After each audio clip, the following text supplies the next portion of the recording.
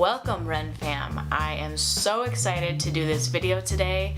This is one that I've been planning for a really long time, and I'm excited to get into all the juicy details. A huge part of this YouTube channel for me is simply sharing my story.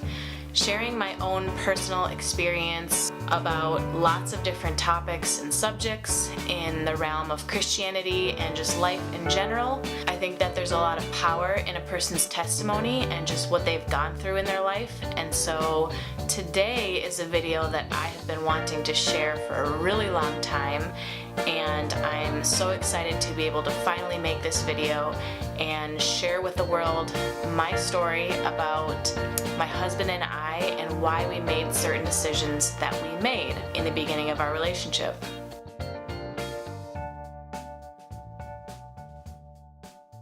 Now, a lot of people, when they hear the way that we did things, would say that we're old-fashioned or we're way too traditional, or some people just straight up thought we were weird or stupid, which is totally fine because everyone has the right to their own opinion. To be honest, if I heard about someone doing things this way when I was younger, I probably would have thought some of the same things.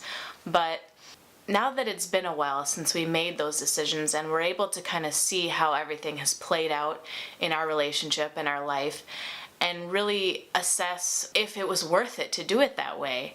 Looking back on our relationship and all those choices we made, I would not change one thing. There's no part of me that looks back and regrets any of those choices. Now, I just want to say a few things before I get into the subject, and that is that by me making this video, I am in no way saying that all Christians need to do it this way in order to be saved or to be righteous. These were things that we just felt personally convicted to kind of hold ourselves to a little bit of a higher standard than a lot of the people around us, even a lot of the Christians around us. And that was just something that we felt. And so I don't think that all Christian couples have to do it this way in order to do it right. But I do want to share this in hopes of just kind of opening a window to a different way of doing it so that Christians know that there is more than one way, and you can kind of, what I like to think of, taking it to the next level. When it comes to dating and intimacy, there's a lot of gray areas, and there's no perfect answer to the question, how far is too far? And that creates kind of this dilemma for couples who are dating and who are Christian, because there isn't this perfect line where you can go, this is okay and this isn't. So for my husband and I, as we were starting our dating relationship and we were asking ourselves, kind of how do we want to date each other? What are our intentions and how are we going to do this? Because there's a lot of different ways that it can go. So if this is the line and we say, we know the things over here are completely off limits. We know we can't have sex before marriage, so that's off limits. But what about this thing that's on this side of the line that isn't technically considered wrong, but we know it's probably not that great? Or what about this thing right here where we could probably get away with it and still be, considered Christians and keep our salvation, but it's still questionable? And what about this thing over here? It's pretty far from the line, but still we're not quite sure if God would approve or not. So what we decided to do was just take it all the way over here and just say, you know what? We're not even going to get close to that line. We don't even want to have that on our conscience, that we're so close to the line that we're questioning whether or not what we're doing is right or wrong. Now, another disclaimer, by no means were we perfect. And did we get closer to this line than we probably should have? Absolutely. But we created some boundaries that made it a lot more difficult to get close to that line. And to be honest, it just made things so much easier. A lot of people hear the way we did it and they say, oh, that would be so hard. But when you're saving sex for marriage, It's much harder to honestly do it the other way and get close to that line where you're constantly pushing that boundary and you're going through each day feeling guilty for how far you pushed it. And so for me, it was like, this just makes it easier. When my husband and I first started dating, we had this conversation like, how long should we wait until we have our first kiss? But we both knew that we wanted to do things different. We wanted our relationship to look different than every other relationship in our society, in our culture. The first question we asked each other was, should we wait till we're married? And the resounding answer to that question was absolutely not.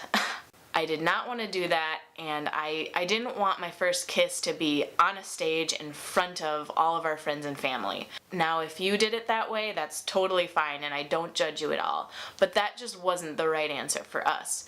And so after deciding that, we kind of came to this agreement that it would probably be good if we waited until we were engaged. So that is what we did.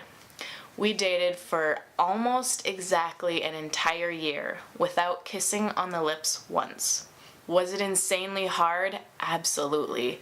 It took a lot of strength, and we've been married for like 7.5 years now, and looking back, it was one of the best decisions that we've made. I share this not to condemn anyone or to make myself seem holier than thou. My intention is simply to have a conversation about these topics within the Christian faith that are kind of hard to talk about and kind of taboo. Even while we were going through our dating experience, I oftentimes felt kind of embarrassed to tell people that we were waiting till we were engaged to kiss, because I didn't want people to look at me like I was some Christian freak or something like that. Now that time has passed and I see how amazing everything turned out, and I see how much easier it made our dating experience, and we were able to kind of fall in love with who each other was and not have it based around this physical aspect. Doing it this way made for a very interesting first kiss. Phil took me on a horse-drawn carriage ride. It was winter. The ground was covered with snow. It was Christmas time, my absolute favorite time of the year, and I did not see it coming. He completely surprised me. We were on the carriage ride, and I'm like taking pictures of the beautiful scenery,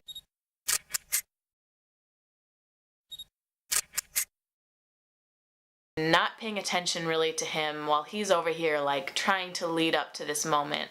The moment comes and he proposes, and I'm so like shocked because I didn't see it coming, and I'm just staring at this beautiful ring on my hand that I totally forgot that we were able to kiss because he had just proposed.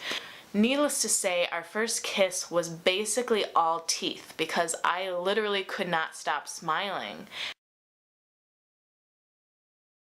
I cherish thinking about it because to me it's amazing and funny, and it's just our story, and that's what we chose. We wanted our relationship to be different, to look different. I'm so glad that we were able to accomplish what we wanted in our dating experience. And that was to, do our best to stay pure so that on our wedding day, we were able to give ourselves to each other completely. There is a sequel to this video. Hopefully my husband will join me to talk about why we waited till marriage to have sex and how the waiting to kiss part ties into that and everything else.